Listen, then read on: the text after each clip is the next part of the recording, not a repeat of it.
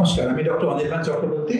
আজকে আপনাদের কাছে আমি আরেকটা ভিডিও নিয়ে আসছি, যেটাতে আমি হরমোন সংক্রান্ত কিছু আলোচনা করব। আজকের আলোচনার বিষয় হচ্ছে একটা খুব কমন ব্যাপার, ডায়াবেটিস, টাইপ 2 ডায়াবেটিস নিয়ে মেনলি আমরা আলোচনা করব, কিন্তু দুরকম ডায়াবেটিস নিয়ে একটু কথা বলবো। তবে ডায়াবেটিস সম্পর্কে আমরা অনেকেই জানি, অনেকের মনেই প্রশ্ন আছে আমার ডায়াবেটিস টাইপ 1 না টাইপ 2। এবার টাইপ 1 ডায়াবেটিস খুবই রেয়ার। কাগজে বলে বা রিপোর্টে বলে যে এটা 10%, কিন্তু 10% একেবারেই নয়। টাইপ 2 ডায়াবেটিস এখন অনেক বেড়ে গেছে, তাই টাইপ 1 ডায়াবেটিস আমার ধারণা 1 থেকে 2%-এর বেশি নয়।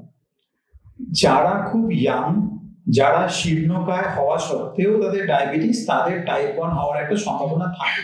কিন্তু যারা ইয়াং হয়েও ওভারওয়েট এবং ফুড হ্যাবিট খুবই খারাপ, তাদের কিন্তু টাইপ 2 ডায়াবেটিস হয়ে থাকতেই পারে। তো টাইপ 1 ডায়াবেটিসে যেটা হয় যে শরীরের ইনসুলিন তৈরি করারই কোনো ক্ষমতা নেই, সেক্ষেত্রে ইনসুলিন দেওয়া ছাড়া কোনো উপায় নেই, এবং এটা একটি অটোইমিউন ডিজিজ। এটা একটা বেসিক্যালি আপনার যদি দুর্ভাগ্য হয় তাহলে এই রোগটা হয়। বাট টাইপ 2 ডায়াবেটিস এটা পুরোটাই কিন্তু বা অনেকটাই কিন্তু আপনার লাইফস্টাইলের জন্য। কিছুটা জেনেটিক কম্পোনেন্ট আছে, কিন্তু এটা অনেকটাই আপনার লাইফস্টাইলের জন্য। আর যদিও দুটোরই নাম ডায়াবেটিস, টাইপ 1 ডায়াবেটিস এবং টাইপ 2 ডায়াবেটিস সম্পূর্ণ অন্য রোগ। তো টাইপ 2 ডায়াবেটিসের নাম অ্যাকচুয়ালি ডায়াবেটিস না হয়ে এটা হওয়া উচিত কার্বোহাইড্রেট টক্সিসিটি বা কার্বোহাইড্রেট ওভারলোড, এরকম যদি নাম হতো তাহলে ব্যাপারটা কিন্তু ভালো করে বোঝানো যেত। তো আজকে আমরা টাইপ 2 ডায়াবেটিস নিয়ে বলবো যে টাইপ 2 ডায়াবেটিস কেন হয়। টাইপ 2 ডায়াবেটিস হওয়ার মেইন কারণ হচ্ছে একটা জিনিস যেটাকে বলা হয় ইনসুলিন রেজিস্ট্যান্স। এবার টাইপ 1-এ যেমন ইনসুলিন তৈরি হচ্ছে না, টাইপ 1-এ কিন্তু ইনসুলিনটা তৈরি হচ্ছে, কিন্তু ভালো করে এটা কাজ করছে না। কি করে ব্যাপারটা হয়? এবার আমি বললাম যে টাইপ 2 ডায়াবেটিস মানে অ্যাকচুয়ালি কার্বোহাইড্রেট টক্সিসিটি, মানে কার্বোহাইড্রেট হচ্ছে খাদ্যের একটা পোর্শন বা খাদ্যের একটা কম্পোনেন্ট যেটা শরীরের মধ্যে গিয়ে গ্লুকোজ তৈরি হয়। এবার ধরুন চাল, গম বা শর্করা, মানে চিনি জাতীয় খাবার, যে কোনো মিষ্টি জাতীয় খাবার, এগুলো হচ্ছে কার্বোহাইড্রেট। যদি আপনি কার্বোহাইড্রেট বেশি খান ওভার দ্য ইয়ার্স, তাহলে শরীরে বেশি করে গ্লুকোজ হচ্ছে। এবার বেশি গ্লুকোজ শরীরের জন্য ক্ষতিকর, কারণ গ্লুকোজ বেশি হলে বিভিন্ন অর্গানে, সেটা ধরে নিন চোখে, হার্টে, ব্লাড ভেসেলে, কিডনিতে, সব রকম জায়গায় আপনার ড্যামেজ হয়। তাহলে বডি চাইবে ড্যামেজটা কন্ট্রোল করতে, তার জন্য বডি ইনসুলিন যে হরমোনটা আছে সেটা সিক্রিট করবে। এবার এই ইনসুলিনের কাজ হচ্ছে ব্লাড থেকে সুগার মানে গ্লুকোজ এটা নিয়ে সেলের মধ্যে ঢুকিয়ে দেওয়া, যাতে সেল একটু এনার্জি পায় কাজকর্ম করার জন্য। এবার যদি আপনার বডিতে ব্লাড সুগারটা কম থাকে, আপনি কার্বোহাইড্রেট কম যেটা নর্মালি আমাদের খাওয়ার কথা সেরকম খান, তাহলে এই ব্লাড গ্লুকোজটা কম থাকবে, ওটা ইনসুলিন নিয়ে সেলের মধ্যে ঢুকিয়ে দেবে, সেল নর্মাল এনার্জি পাবে, কাজকর্ম করবে। কিন্তু কার্বোহাইড্রেট টক্সিসিটি মানে কার্বোহাইড্রেট যদি খুব বেশি হয় ওভার দ্য ইয়ার্স, তাহলে এই গ্লুকোজের পরিমাণটা ধীরে ধীরে বাড়তে থাকবে। আর ইনসুলিন যে এই গ্লুকোজটাকে সেলের মধ্যে ঢোকাতে চাইবে, তখন সেল চাইবে বেশি গ্লুকোজ সেলের মধ্যেও যেন না ঢোকে, বিকজ সেল জানে যে সেলের জন্য বেশি গ্লুকোজও খারাপ। তখন সেল চেষ্টা করবে ইনসুলিনটাকে আটকাতে। এটাকে বলা হয় ইনসুলিন রেজিস্ট্যান্স, মানে রেজিস্ট্যান্স টু ইনসুলিন। তখন আমাদের বডি কি করবে? বডি জানে যে ব্লাডের মধ্যে সুগার থাকলে সেটা ক্ষতি, তাহলে বডি আরো ইনসুলিন তৈরি করবে এবং সেই বেশি ইনসুলিন জোর করে এক্সট্রা গ্লুকোজটা সেলের মধ্যে ঢুকিয়ে দেবে। এরকম করে লড়াই অনেকক্ষণ চলবে, ইনসুলিন রেজিস্ট্যান্সের ফেজ। এটা কিন্তু চলে প্রায় 10 বছর 15 বছর। তারপরে একটা সময় আসে যখন ওই এক্সট্রা ইনসুলিনও এনাফ নয় যে ওই এক্সট্রা গ্লুকোজটাকে ব্লাড ভেসেল থেকে সেলের মধ্যে ঢোকানোর জন্য। তখন আপনি যদি ব্লাড সুগার টেস্ট করেন, তখন ব্লাডে সুগারের মাত্রা বেশি আছে এবং ডাক্তার বলে আপনার সুগার ধরা পড়েছে। সুগার ধরা পড়েছে আজকে, কিন্তু লড়াই শুরু হয়েছে 10 বছর আগে। তাহলে ইনসুলিন রেজিস্ট্যান্স হচ্ছে মেইন জিনিস।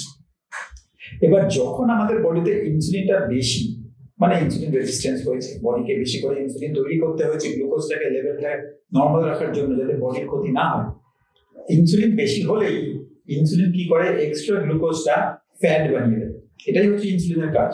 তাহলে ওই এক্সট্রা ফ্যাটটা জমে জমে জমে জমে লিভারে, যখন আর ফ্যাট জমানোর জায়গা নেই, তখন আমাদের ভুঁড়ি তৈরি হয়। তাহলে যখনই আমাদের ভুঁড়ি তৈরি হয়েছে, তার মানে বুঝতে হবে যে আমাদের বডিতে ইনসুলিন রেজিস্ট্যান্স হয়ে গেছে, লিভারে অলরেডি ফ্যাটি লিভার হয়ে গেছে, এবং বডি চেষ্টা করছে কোনোভাবে ব্লাড গ্লুকোজটাকে ম্যানেজ করার আরো ফ্যাট বানিয়ে। এই সময় যদি সতর্ক হন এবং ডায়েটে পরিবর্তন করেন তাহলে পুরো ব্যাপারটা কিন্তু রিভার্সেবল। ইনসুলিন রেজিস্ট্যান্সটা পুরোটা রিভার্স করা যেতে পারে, আর ইনসুলিন রেজিস্ট্যান্স রিভার্স হলে টাইপ 2 ডায়াবেটিসটাও রিভার্স হতে পারে। তাহলে শুরুতেই যদি, যখন প্রি ডায়াবেটিস স্টেজ বলি আমরা, তখন যদি আপনারা একটু সচেতন হন তাহলে এখান থেকে আর ডায়াবেটিস হবে না, পুরো ব্যাপারটা রিভার্স হবে। যদি আপনার ডায়াবেটিস হয়েও গিয়ে থাকে তাহলেও যদি আপনি সচেতন হন এবং ডায়াবেটিস রিভার্সাল করতে চান তাহলেও কিন্তু পুরোটাই আবার রিভার্স করা যায়, প্রোভাইডেড আপনার নলেজ আছে যে আপনি কি করবেন আর আপনি ডিসিপ্লিন, যে আপনি মোটামুটি নিয়ম মেনটেন করবেন। এটা হলে কিন্তু ডায়াবেটিসও রিভার্স করা যায়, আর ওবিসিটিও রিভার্স করা যায়, বিকজ ওবিসিটির মেইন কারণ ইনসুলিন। তাহলে ইনসুলিন রেজিস্ট্যান্স কমাতে পারলে ডায়াবেটিসও কমবে, ওবিসিটিও কমবে।